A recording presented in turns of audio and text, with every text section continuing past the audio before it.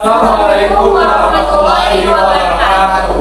Salam sejahtera untuk kita semua. Di sini kami dari kelompok 1 akan menjelaskan tentang teori himpunan aksiomatik untuk memenuhi tugas mini riset dan juga tugas proyek untuk mata kuliah himpunan dan logika dengan dosen pengampu Ibu Faridawati Marpau. Sebelum kita masuk ke dalam materi, izinkan kami untuk memperkenalkan diri kami masing-masing.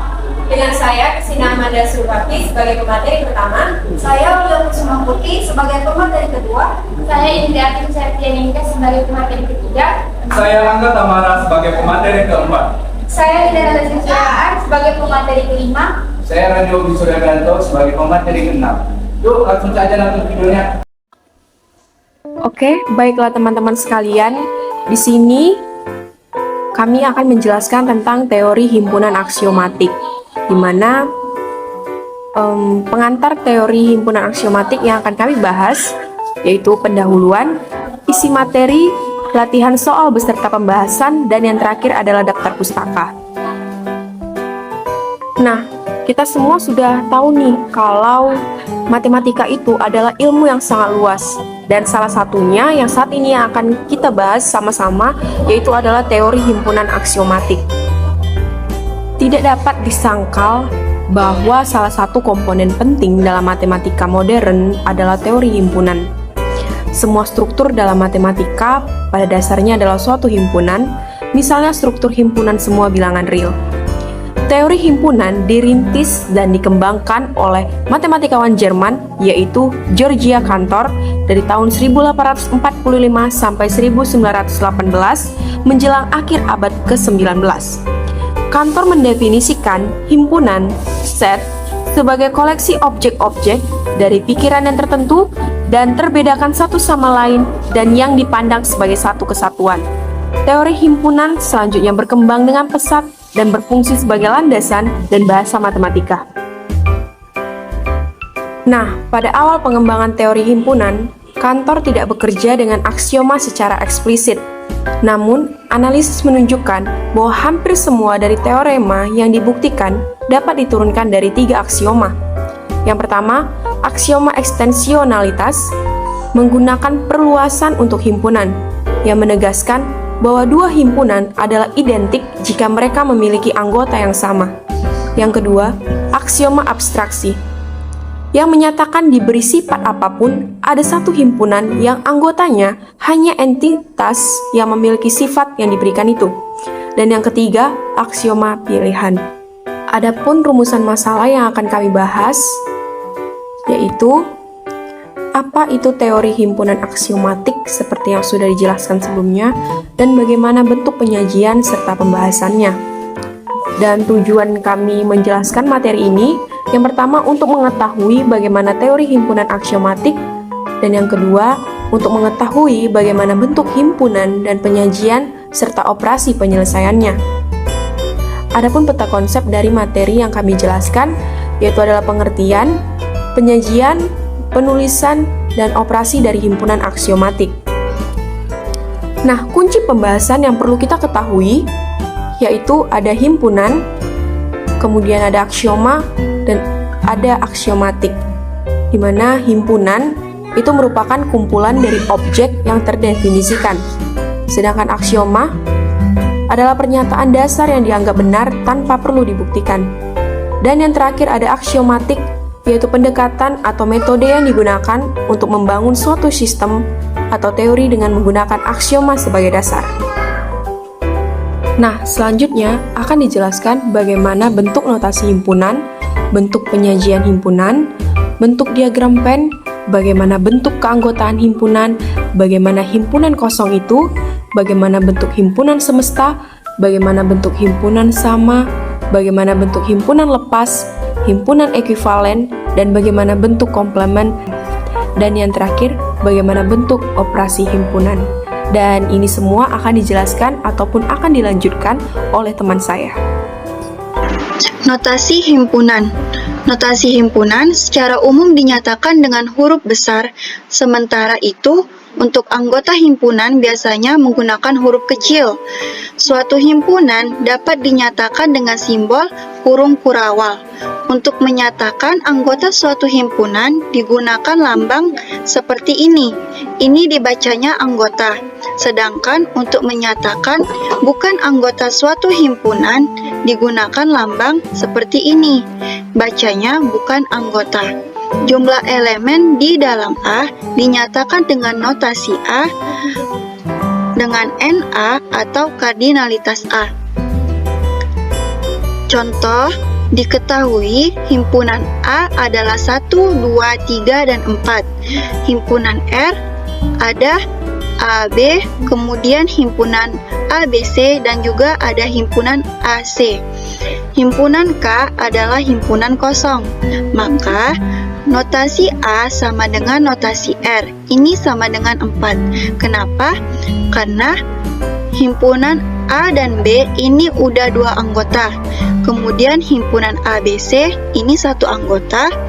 Lanjut, himpunan AC ini 1 anggota. Jadi dalam himpunan R ini ada 4 anggota. Makanya himpunan R dan himpunan A ini sama. Jadi himpunan A dan himpunan R ini sama dengan 4. 3 elemen dari A atau 3 anggota dari A. Himpunan ABC, kemudian C anggota dari R. Kenapa 3 dan C ini termasuk anggota dari A untuk yang 3 dan yang untuk yang C di R? Karena 3 ini ada di dalam himpunan A dan yang C ini adalah anggota dari R. Selanjutnya, kita masuk ke penyajian himpunan. Yang pertama ada enumerasi. Penyajian himpunan menggunakan enumerasi artinya menuliskan semua elemen himpunan yang bersangkutan di antara 2 buah tanda kurung kurawal. Pada umumnya, suatu himpunan diberi nama dengan menggunakan huruf kapital atau dengan menggunakan simbol-simbol lainnya. Contoh, himpunan B memiliki 4 anggota yaitu 1, 2, 3, dan 4. Nah, himpunan B ini dapat ditulis dengan B sama dengan kurung kurawal 1, 2, 3, 4 tutup dengan kurung kurawal.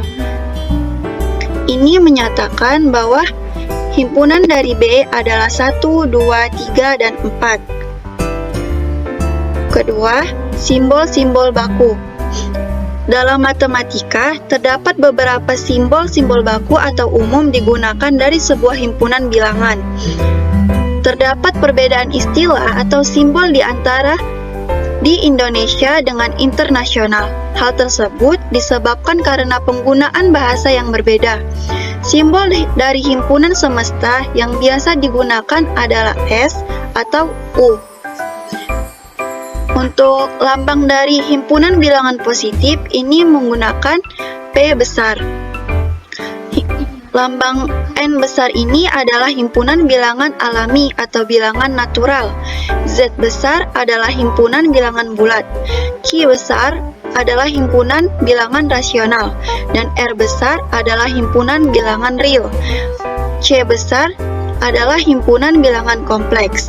Himpunan yang universal semesta disimbolkan dengan lambang U besar. Yang ketiga, ada notasi pembentuk himpunan. Cara atau metode lain dalam menyajikan perhimpunan adalah dengan notasi pembentuk himpunan atau set builder. Cara penyajian dengan metode ini adalah himpunan dinyatakan dengan menulis syarat yang sesuai dipenuhi oleh anggotanya. Terdapat beberapa penulisan notasi pada metode ini. Akan tetap yang akan dipaparkan hanya satu notasi yang mana sering digunakan di beberapa literatur. Aturan yang digunakan dalam penulisan syarat keanggotaan yaitu A. Bagian kiri tanda. Tanda ini melambangkan elemen himpunan. Yang kedua, tanda ini dapat dibaca di mana, yang mana, atau sedemikian hingga. Bagian tanda ini menunjukkan syarat keanggotaan himpunan. Setiap tanda koma atau titik koma di dalam syarat keanggotaan dibaca dan. Contoh, A adalah himpunan bilangan bulat positif lebih kecil dari 5. A himpunan lebih kecil dari 5. Maka himpunan A adalah X, di mana X bilangan bulat positif lebih kecil dari 5, atau himpunan A adalah X, di mana X anggota dari P, X lebih kecil dari 5, yang ekuivalen dengan A sama dengan 1, yang ekuivalen dengan himpunan A adalah 1, 2, 3, dan 4. Kemudian ada diagram Venn. Diagram Venn digunakan untuk menyatakan hubungan beberapa himpunan. Diagram Venn diperkenalkan pertama kali oleh John V pada tahun 1881. Di dalam diagram Venn ini, himpunan semesta atau U digambarkan sebagai suatu segi empat, sedangkan himpunan lainnya digambarkan sebagai lingkaran di dalam segi empat tersebut. Seperti ini, contoh untuk himpunan semestanya ini U-nya ada 1, 2, titik-titik, 7, 8. Himpunan A-nya 1, 2, 3, 5. Dan himpunan B itu ada 2, 5, 6, 8. Ketiga himpunan tersebut dapat digambarkan dengan diagram Venn seperti pada gambar ini.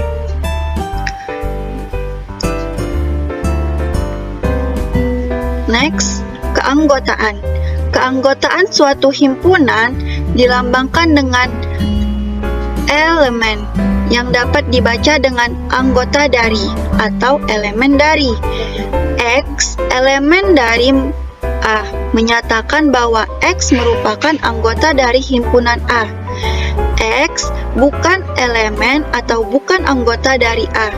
Ini menyatakan bahwa X bukan merupakan anggota dari himpunan A. Contoh, misalkan A merupakan himpunan kabupaten atau kota yang ada di Provinsi Lampung, maka Lampung Utara elemen dari A. Kemudian Metro elemen dari A. Kenapa ini elemen dari A? Karena Lampung Utara dan Metro ini merupakan kabupaten atau sebuah kota di Provinsi Lampung. Kemudian ada Kota Bumi, bukan elemen dari A. Muara Enim bukan elemen dari A. Kaur bukan elemen dari A atau bukan dari anggota A. Di mana Kota Bumi, Muara Enim, dan juga Kaur bukan merupakan kabupaten atau kota dari Provinsi Lampung. Sekian penjelasan dari saya, akan dilanjutkan oleh teman saya. Baiklah, di sini saya ingin menjelaskan tentang materi himpunan bagian, himpunan kosong, dan himpunan semesta. Di mana himpunan bagian adalah salah satu konsep himpunan dalam matematika, dan himpunan bagian ini seluruh anggotanya berada di himpunan lain. Himpunan bagian di dalam matematika, terutama teori himpunan, suatu himpunan A adalah himpunan bagian atau subhimpunan dari himpunan B bila A termuat di dalam B dan A dengan B boleh jadi merupakan himpunan yang sama. Unsur-unsur himpunannya bervariasi, bisa berupa apa saja, misalnya sekelompok bilangan real, variabel, konstanta, bilangan bulat, dan lain-lain. Simbol himpunan bagian yaitu dilambangkan dengan lambang ini, yang berarti himpunan bagian dari, sedangkan simbol ini berarti bukan himpunan bagian dari. Di dalam himpunan bagian terdapat subset dan superset, di mana subset adalah himpunan yang semua elemennya terdapat dalam himpunan lain, sedangkan superset adalah himpunan yang memuat semua elemen himpunan lain serta kemudian elemen tambahannya. Untuk lebih memahami tentang apa itu himpunan bagian, mari kita masuk saja ke pembahasan soal yang nomor 1, di mana diketahui himpunan A terdapat anggota yaitu 1, 2, dan 3, sedangkan himpunan B terdapat anggota 1, 2, 3, 4, dan 5. Maka A subset B dan B superset A. Untuk soal nomor 2, himpunan A terdiri dari A kecil, B kecil, dan C kecil. Himpunan B terdiri dari A kecil, B kecil, C kecil, D kecil, dan F kecil. Lalu himpunan C terdiri dari H kecil, I kecil, dan J kecil. Maka A subset B dan B superset A. Sedangkan anggota himpunan C tidak himpunan bagian dari A, dan juga himpunan C tidak himpunan bagian dari himpunan B. Karena anggota himpunan C tidak ada termasuk himpunan bagian di dalam himpunan A maupun himpunan B. Jadi, perbedaan antara subset dan superset adalah subset tidak mengandung elemen di luar superset, sedangkan superset mencakup elemen subset dan mungkin lebih banyak lagi. Selanjutnya ada himpunan kosong, di mana himpunan kosong dikenal dengan himpunan nol atau himpunan hampa, yang di dalam matematika, khususnya dalam teori himpunan, himpunan kosong adalah himpunan yang tidak memiliki anggota himpunan. Dalam notasi matematika dilambangkan dengan simbol seperti ini atau seperti ini. Baiklah, langsung masuk saja ke contoh soal yang nomor 1, yaitu himpunan J terdiri dari bilangan bulat genap yang habis dibagi 3.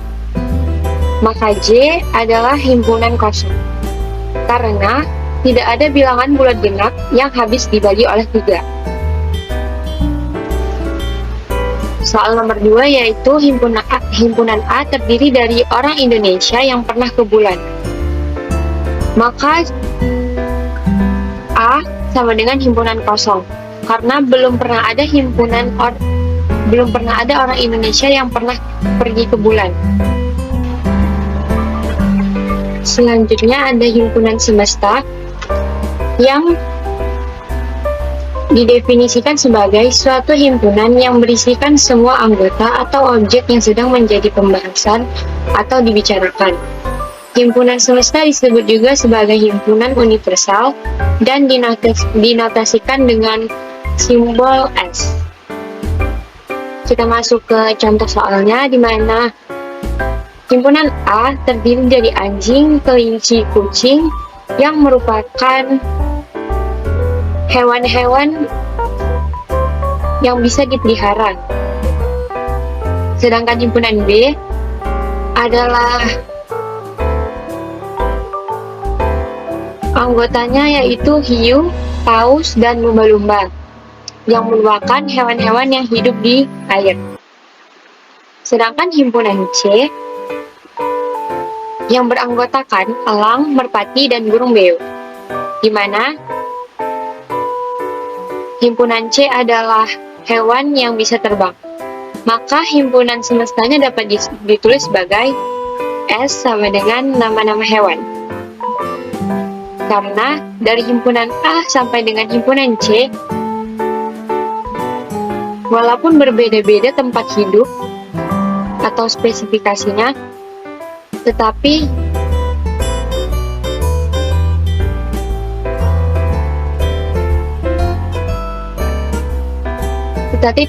tetap satu jenis, yaitu termasuk ke dalam jenis hewan. Baik, di sini saya akan menjelaskan tentang himpunan sama atau kesamaan himpunan. Apa itu himpunan sama? Himpunan sama adalah suatu himpunan yang memiliki anggota yang sama dengan himpunan lainnya. Dua himpunan dikatakan sama jika setiap anggota himpunan pertama juga merupakan anggota himpunan kedua, dan sebaliknya. Dalam teori himpunan, ada kemungkinan bahwa dua buah himpunan memiliki anggota atau elemen yang sama, sehingga dapat dikatakan bahwa kedua himpunan tersebut adalah sama, meskipun urutan keanggotaannya dari kedua himpunan tersebut berbeda. Nah, definisi dari himpunan sama atau kesamaan himpunan adalah himpunan A sama dengan himpunan B jika dan hanya jika keduanya memiliki elemen yang sama. Dengan kata lain, A sama dengan B jika A adalah himpunan bagian dari B dan B adalah himpunan bagian dari A. Jika tidak demikian, maka A tidak sama dengan B. Dari definisi di atas, maka dapat dinotasikan A sama dengan B jika dan hanya jika A himpunan bagian B dan B himpunan bagian A. Terdapat tiga hal yang perlu diperhatikan dalam menentukan dua kesamaan himpunan. Yang pertama, urutan anggota dalam himpunan tidak perlu diperhatikan. Jadi, himpunan A, B, C sama dengan himpunan C, B, A sama dengan himpunan A, C, B sama dengan himpunan C, A, B sama dengan himpunan B, A, C sama dengan himpunan B, C, A. Dapat diperhatikan bahwa semua himpunan yang baru saja disebutkan tadi memiliki urutan yang tidak sama. Namun, himpunan tersebut adalah himpunan yang sama karena memiliki elemen yang sama. Yang kedua, pengulangan anggota tidak mempengaruhi kesamaan dua himpunan. Jadi, himpunan yang pertama, himpunan A, B, C sama dengan himpunan A, B, B, C, C, C. Walaupun pada himpunan kedua terdapat pengulangan anggota, namun kedua himpunan tersebut dikatakan adalah himpunan sama karena memiliki elemen yang sama. Yang ketiga, untuk tiga buah himpunan A, B, dan C berlaku aksioma A sama dengan A, B sama dengan B, dan C sama dengan C. Jika A sama dengan B, maka B sama dengan A. Jika A sama dengan B, B sama dengan C, maka A sama dengan C. Kesamaan dua himpunan digambarkan dalam diagram Venn, dan sekaligus jika dibandingkan dengan himpunan bagian dapat terlihat sebagai berikut. Untuk gambar yang pertama, itu adalah gambar dari A himpunan bagian B atau A tidak sama dengan B. Dan untuk gambar yang kedua adalah gambar dari himpunan sama, yaitu A sama dengan B. Contoh soal. Untuk contoh soal yang pertama, P sama dengan himpunan bilangan ganjil lebih dari 2 dan kurang dari 8. Q sama dengan himpunan dari bilangan prima ganjil kurang dari 9. Maka untuk penyelesaiannya adalah dari himpunan di atas didapat P sama dengan himpunan 3, 5, 7 yang merupakan bilangan ganjil lebih dari 2 dan kurang dari 8. Sedangkan Q adalah himpunan bilangan dari 3, 5, 7 yang merupakan bilangan prima ganjil kurang dari 9. Maka dapat disimpulkan bahwa P sama dengan Q karena kedua himpunan memiliki anggota yang sama, yakni 3, 5, 7. Soal selanjutnya, misalkan A sama dengan himpunan dari 1, 2, sampai dengan 100, dan B sama dengan himpunan X, di mana X kurang dari sama dengan 100, dengan X elemen natural atau bilangan asli. Maka A sama dengan B, karena pada himpunan A ada batasan, yaitu himpunan bilangan dari 1, 2, sampai dengan 100, sedangkan pada himpunan B, yaitu bilangan yang kurang dari sama dengan 100. Maka himpunan A dan B adalah himpunan yang sama. Selanjutnya, jika A sama dengan himpunan dari A, B, C, D, dan B sama dengan himpunan dari A, D, C, B, maka A sama dengan B, walaupun pada kedua himpunan tersebut tidak terurut anggotanya sama, namun kedua himpunan tersebut adalah himpunan yang sama karena memiliki elemen yang sama. Yang terakhir, jika A sama dengan 1, A sama dengan himpunan 1, 1, 2, 3, 3, 3, 4, dan B sama dengan himpunan dari 1, 2, 3, 4, maka A sama dengan B. Itu masih merupakan himpunan yang sama, walaupun pada himpunan A terdapat pengulangan anggota, dan pada himpunan B tidak dapat pengulangan anggota. Namun pada definisinya, kedua himpunan tersebut tetaplah himpunan yang sama karena memiliki elemen yang sama, walaupun pada himpunan A terdapat pengulangan anggota. Selanjutnya, kita akan masuk ke himpunan saling lepas. Apa itu himpunan saling lepas? Himpunan saling lepas adalah dua himpunan yang tidak memiliki anggota yang sama. Dua himpunan A dan B dikatakan saling lepas dengan dinotasikan A saling lepas B jika tidak terdapat anggota yang sama di antara keduanya. Jika terdapat dua atau lebih himpunan yang memiliki anggota yang berbeda satu sama lainnya dan tidak memiliki satu buah anggota yang sama, maka himpunan tersebut dikatakan saling selepas atau disjoint set. Definisinya, dua himpunan A dan B dikatakan saling lepas jika keduanya tidak memiliki elemen yang sama. Himpunan saling lepas jika digambarkan dengan diagram Venn sebagai berikut.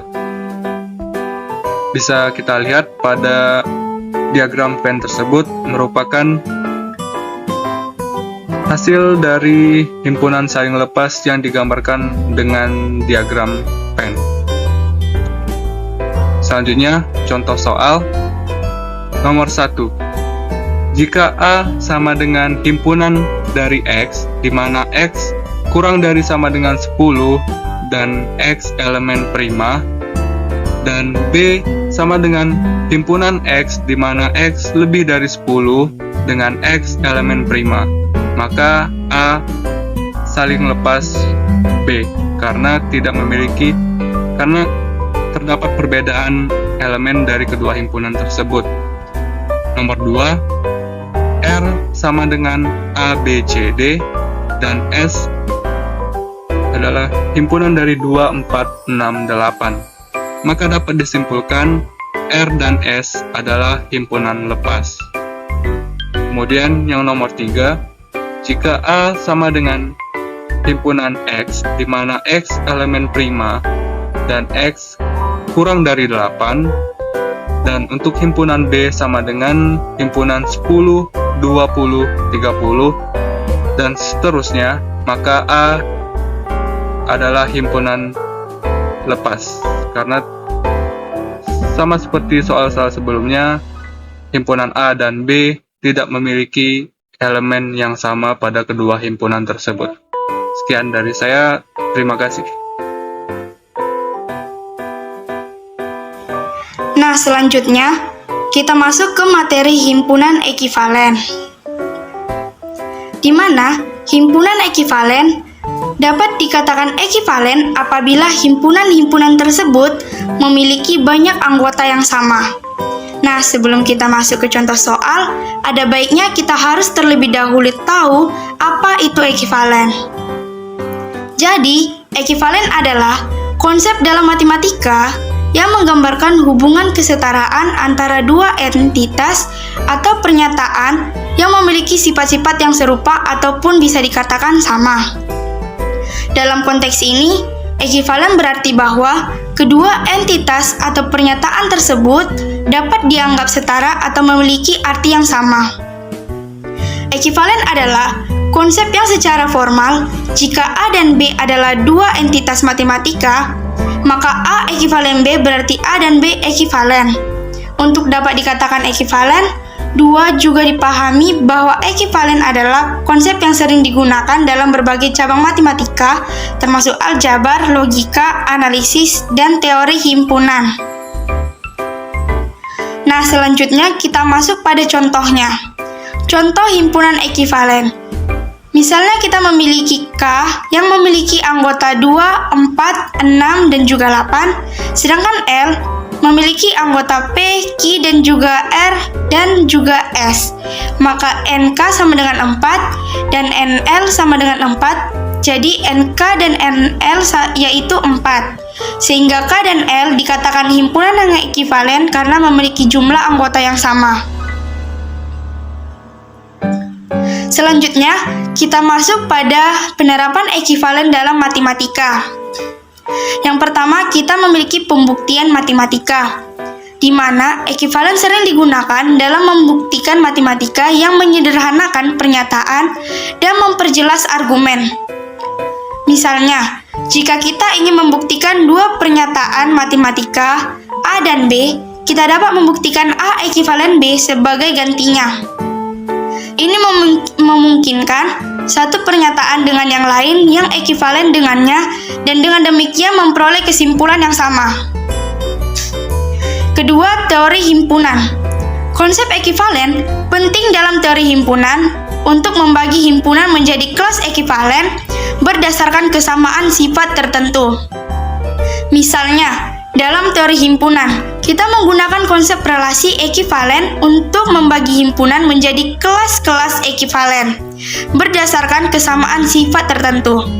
Contohnya dalam himpunan bilangan bulat, kita menggunakan relasi ekuivalen dengan mood 2 untuk membagi bilangan bulat menjadi kelas bilangan genap dan kelas bilangan ganjil.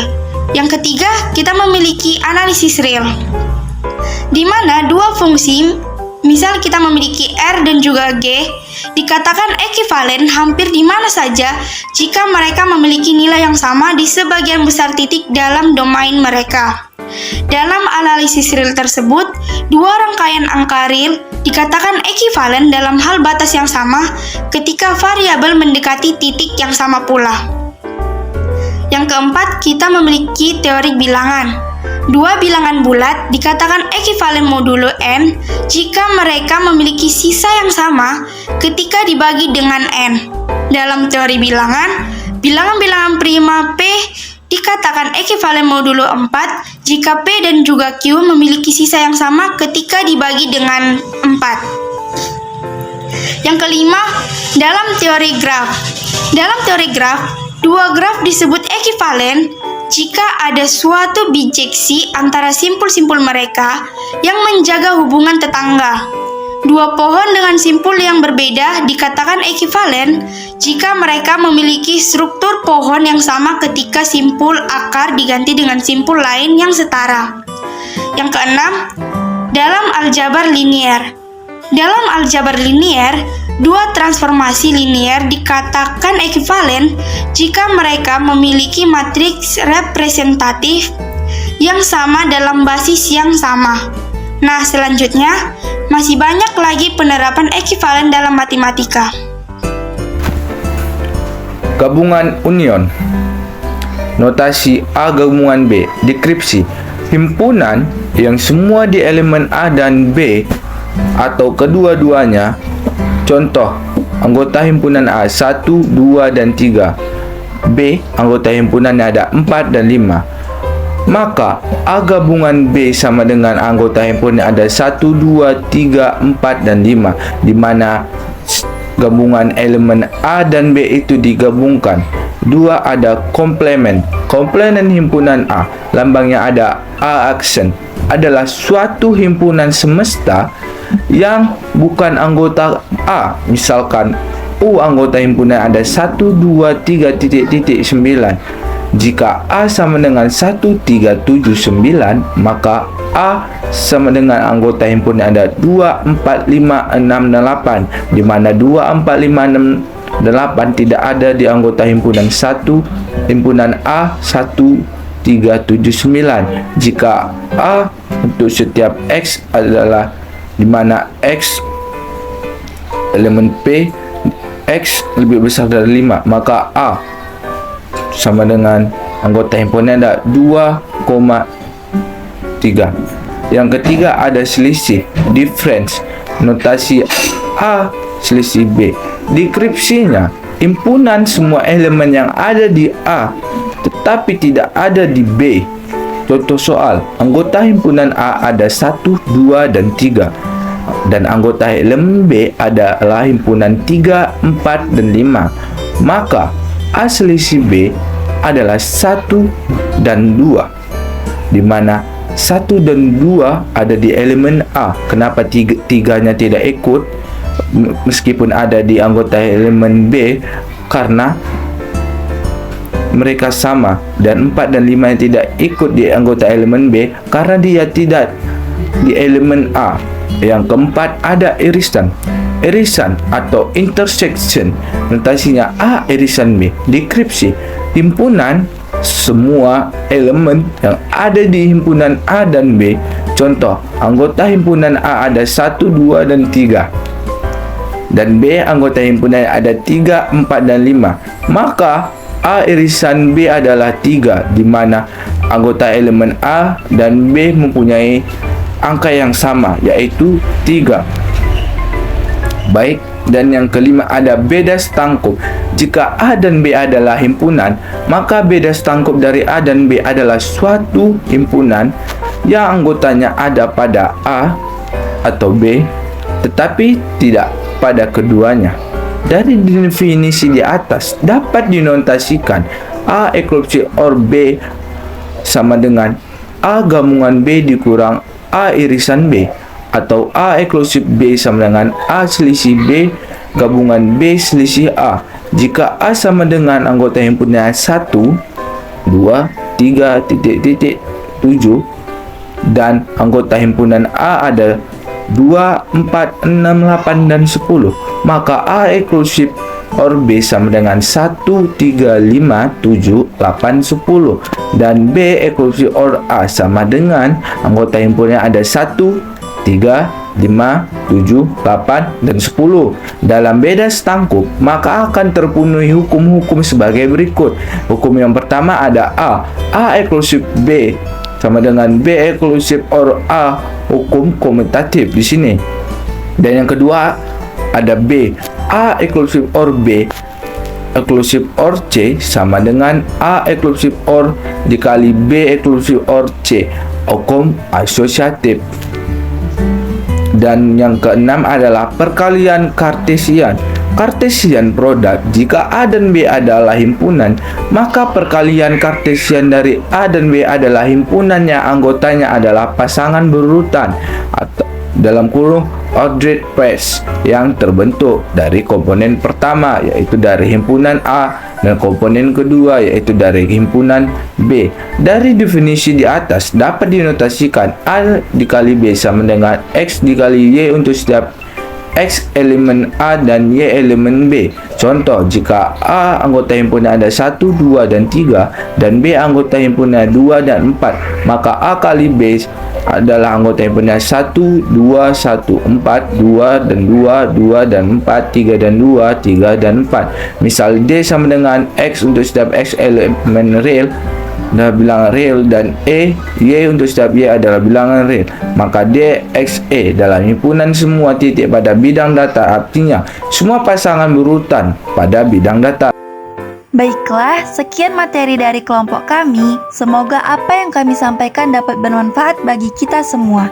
Kami akhiri, wassalamualaikum warahmatullahi wabarakatuh, and thank you for watching.